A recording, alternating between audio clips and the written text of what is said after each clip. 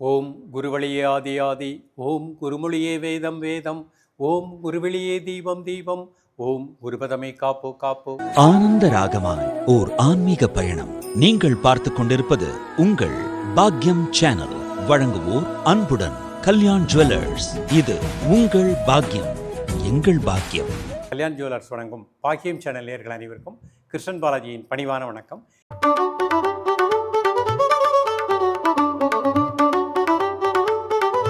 நேயர்களே, தேகம் யோகம் பாக்கியம் என்ற நிகழ்ச்சியின் மூலமாக உங்களை சந்திப்பதில் மிக்க மகிழ்ச்சி அடைகின்றேன். ஆசனம் செய்வோம், ஆரோக்கியமாய் வாழ்வோம். யோகாசனம் மாமுனி பதஞ்சலி மகரிஷி நமக்கு அருளிய அற்புதமான ஒரு வரப்பிரசாதம். இந்த ஆசனம் அப்படின்னா நிலையான இருக்கை. உடலை பல வகைகளில் வளைத்து அதில் ஒரு 10 வினாடிகள் ஒரே நிலையில் அமரும் பொழுது ஒவ்வொரு உள்ளுறுப்புகளுக்கும் நமக்குள் இருக்கக்கூடிய பிராணசக்தி அந்தந்த பகுதிக்கு நன்றாக பாய்ந்து அந்த பகுதியை திடமாக இயங்கச் செய்கின்றது. உடலில் எந்த பகுதியில் கழிவுகள் இருக்கின்றனவோ அந்த கழிவுகள் அனைத்துமே வெளியேற்றப்படுகின்றன. மனதில் இருக்கின்ற கவலைகள், டென்ஷன், கோபம் போன்ற மனக்கழிவுகளும் நீக்கப்படுகின்றன. அப்போ உடலுக்கும் உள்ளத்திற்கும் உற்சாகத்தை கொடுக்கக்கூடியது. உடலையும் மனதையும் ஆத்மாவோடு இணைக்கக்கூடிய ஒரு அற்புதமான கலை யோக கலை. அதில் ஆசனங்கள், பலவிதமான ஆசனங்கள், பல பலன்களை அளிக்கக்கூடியது. இன்றைக்கு நாம் பார்க்கக்கூடிய ஆசனம் ஏக உசட்டாசனம். இந்த ஏக உசட்டாசனம் நமக்கு நுரையீரலுடைய இயக்கத்தை சீராக இயங்க செய்யும். வலது பக்க இடது பக்க லங்ஸுக்கு நல்ல பிராணசக்தியை கொடுக்கும். ஆஸ்மா, சைனஸ் போன்ற பிரச்சனைகள் வராமல் வாழச் செய்கின்றது. மூச்சு திணறல் வராமல் வாழச் செய்கின்றது. தைராய்டு, பேராதைராய்டு நன்றாக இயங்க செய்கின்றது. கழுத்து வலி, அடிமுதுகு வலி, நடுமுதுகு வலி வராமல் வாழச் செய்கின்றது. நரம்பு மண்டலங்களை மிகச் சிறப்பாக இயங்க செய்கின்றது. ஒரு ஆசனம் இவ்வளவு பலன்களை கொடுக்கின்றது.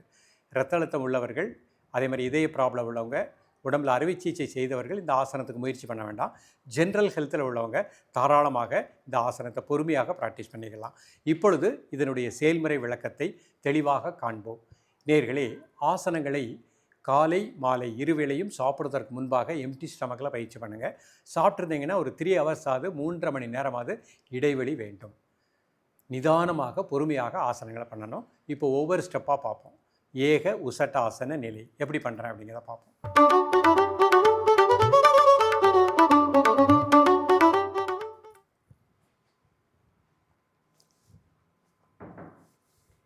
முதல்ல 2 கால் நீட்டிக்கோங்க.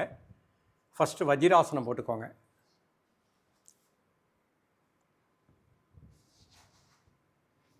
இது வஜ்ராசன நிலை. அப்படியே எழுந்து நின்றுக்கோங்க. 2 முட்டையை இந்த மாதிரி அகட்டிக்கோங்க. 1 ஃபீட். ஒரு கையினால் இந்த கை இந்த மாதிரி வச்சுக்கோங்க. கழுத்து நல்லா பின்னாடி. 1 2 3 4 5 6 7 8 9 10. மீண்டும் ஒரு முறை பண்ணுறேன். வலது கையினால் இந்த வலது காலை குதிங்கால் பிடிச்சிக்கோங்க. இடது கை இந்த மாதிரி கழுத்து பின்னாடி. இந்த பொசிஷனில் 10 செகண்ட் இருங்க.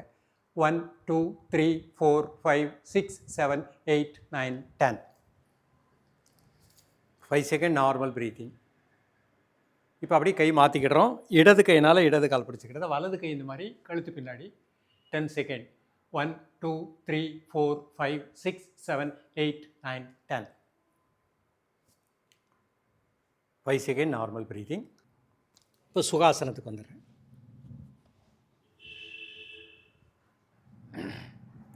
இப்போ இந்த ஆசனம் செய்ய முடியாதவங்க, வயசானவங்க செய்ய முடியாது, அவங்களுக்கு இந்த ஆசனத்துடைய பலன் கிடைக்கக்கூடிய முத்திரை கணேச முத்திரை. இடது கை கீழே வலது கை மேலே 4 விரல் இப்படி கோத்துக்கோங்க. 5 டைம்ஸ் மூச்சை உள்ளெழுத்து மூச்சை வெளியே விடுங்க. Normal breathing. உடல் ஆடாமல் அசையாமல் இருக்கட்டும். காலை மதிய மாலை 3 வேளையும் சாப்பிடுவதற்கு முன்பாக 2 நிமிடங்கள். ஜென்ரல் ஹெல்த்தில் உள்ளவங்க அந்த ஏக உசட்டாசனம் பண்ணிக்கோங்க. இந்த கணேச முத்திரையும் பண்ணிக்கோங்க. வயதானவர்கள் இந்த முதிரை மட்டும் ப்ராக்டிஸ் பண்ணிக்கோங்க. நேயர்களே, ஆரோக்கியம் நம் கையில். நம்மிடமே தான் அந்த ஆரோக்கியம் இருக்குது. நமது உடலை வளைத்து நமது உடலுக்குள் இருக்கக்கூடிய பஞ்சபூத சக்திகளை சமப்படுத்தி பிரபஞ்சத்தில் இருக்கக்கூடிய பிராணம் தான் நம்ம உடம்புக்குள்ளேயும் உயிர் ஆற்றலாக இருக்கின்றது. அந்த பிராணசக்தியை எல்லா உறுப்புகளுக்கும் இயங்க செய்து சுறுசுறுப்பாக, உற்சாகமாக, ஆனந்தமாக வாழலாம். ஆசனம் செய்வோம், ஆரோக்கியமாய் வாழ்வோம். தொடர்ந்து பயிலுங்கள். மீண்டும் சந்திப்போம். நன்றி, வணக்கம். ஆனந்த ராகமாய் ஓர் ஆன்மீக பயணம். நீங்கள் பார்த்துக் கொண்டிருப்பது உங்கள் பாக்யம் சேனல்.